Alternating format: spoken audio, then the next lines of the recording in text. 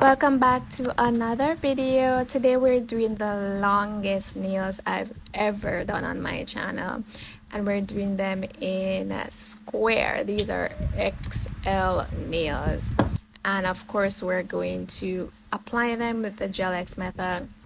I dehydrated my nail, then I put on my peel off base so it's easily taken off when I'm ready, especially because they're so long.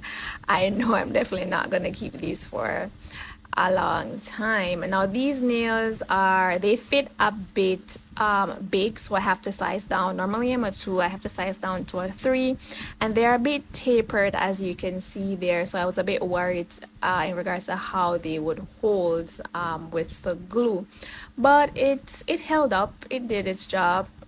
I wish the glue was a bit thicker though. It would have helped with filling in the gap a bit better, but I got it. It was done, even though I had a little bit of bubble here and there. It's fine. I wasn't planning on keeping the nails as long as I normally do anyway, because they're so long I could not manage.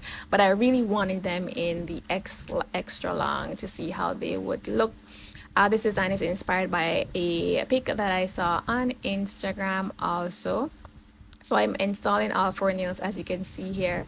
They are on and they're super long, and I figured, oh my god, I don't think I could manage, so I clipped them down a bit. I think I went a couple inches from the number that's for the sizes. I clipped about like 2 to 3 inches away from the number, so I did clip them down a bit, and still they were long. But yeah, I could manage a bit better with them at that length, and it still held its shape. I got this tip from Amazon a while back when I was doing a set for one of my clients, and yeah, it's pretty good, pretty strong. So I'm going in, and of course I am smoothing out all the spilled over glue that I would have, and also ensuring or giving the nail a nicer shape by buffing the cuticle area so it would blend a bit easier with my natural nail, as I always do. It does give you a smoother and cleaner finish. As you can see there, it looks, yeah, it definitely gives you a smoother finish, and also helps to clean up any of the spilled glue that you would have after your application.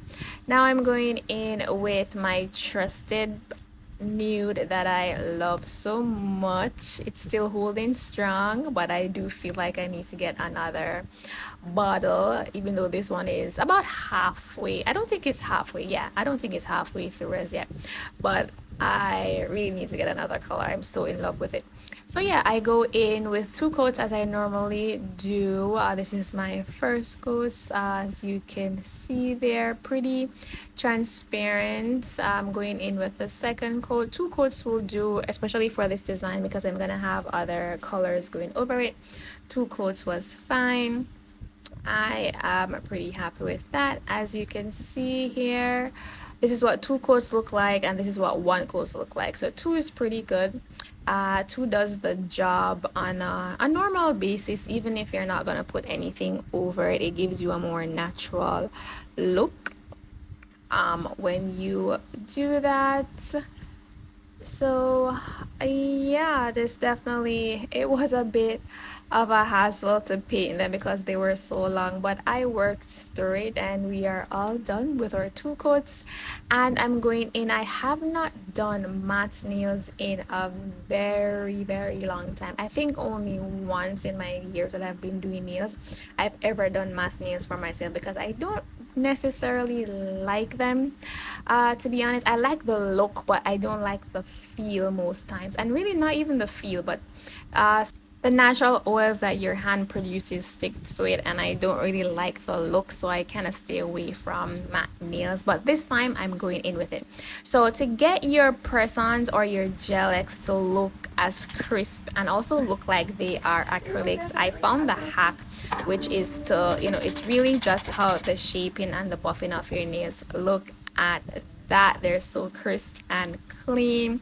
Now when I buff the edges, what I do is, as you can see here, this is how I hold. I don't really know how to explain it, but this is how I hold the brush to give it a tapered edge at the tip there. And these are the colors that I'm using. They're from Gel-X and also from Beetles, I believe. Yeah, I'll link everything in the bottom, but I believe it's not Gel-X but Gelin and Beetles.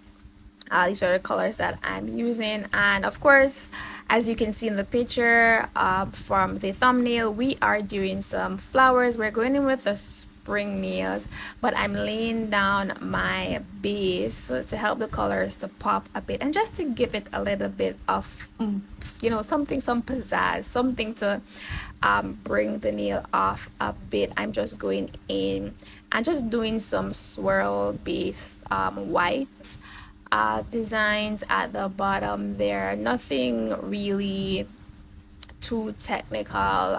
You could make design your own. So I'm just going in to lay my base there and just seeing what works and just swiping my brush to see what I like and which position I like and what type of shapes I like. And this is what we're ended up with so far. Yeah, I'm using my long liner, the only long liner I have. I really need to get some more. And this brush from my other video, if you've seen it, the last one I posted when I reviewed the Suavelon kit I got. Yes, I'm using that same brush to help with shaping out the petals for my flowers. I really wanted to get these flowers as precise as I could, and it was driving me crazy. But then I gave up and I was like, hey, I mean, they don't have to be as precise. These are like hand drawn abstract flowers, if you want to call them that. So they don't have to be precise and perfect. So after I told myself that, it was a bit easier going in and just shaping out the petals as I see fit, and work smarter, guys, as I always say, not harder. So I'm, instead of cleaning my brush over and over again one at a time, I just go in on all my nails and position the pink flowers where I want them, and then I would go in and clean the brush, of course, and swap it out for a different color. I also did some flowers with a dotting tool, as you can see here, with, I believe this is it's not a red, it's a pink, like a deep pink from Gelin. I did a review on the Gelin kit, I believe. If I haven't, I'm gonna do one, but I believe I did one. If I link it at the top here, if I think it's probably a reel. Yeah, I think it was a reel that I did, but I'll link it at the top so you can see it. Of course, as I go along, I flash core once I get the shape or the design of the flower that I like. I flash cure it so that it does not move and I don't have to start all over, because this nail took some time, especially with the length of it, to get everything positioned, to get my fingers to position the way I wanted them to be. Yeah, this blue is also from Gelin, the Gelin set. It's a Gelin, yeah, they're pretty good gels. I really do love them, but I don't use them as much. I'm definitely gonna have to incorporate them a bit more in my sets, but they're pretty good gels. I even have some other sets. It's a set of 16, I believe. I have some other sets of Gelin in my Amazon cart that I haven't bought as yet, but yeah, I really love it. The Gelin is way better than the Suavelon sets, and this is what we're working with so far. I went in to create the little pollens, you want to call them, in the center of the nails with a black painting gel. As you can see, I already did my little leaves and everything off camera for all my other nails, because I need to save space on my phone. And now we're going in with the top coat only over my flowers, and this is what we're working with. The full hand is all completed. Tell me what you think, guys. Don't forget to like, comment, and subscribe. If you do recreate this nail, don't forget to tag me so I could see it. I hope you have a great rest of the day, and thank you so much for watching. Don't forget to check out my other videos. I'll link them up here. My latest review on the Swapilon set or my other designs. Thank you again. Bye.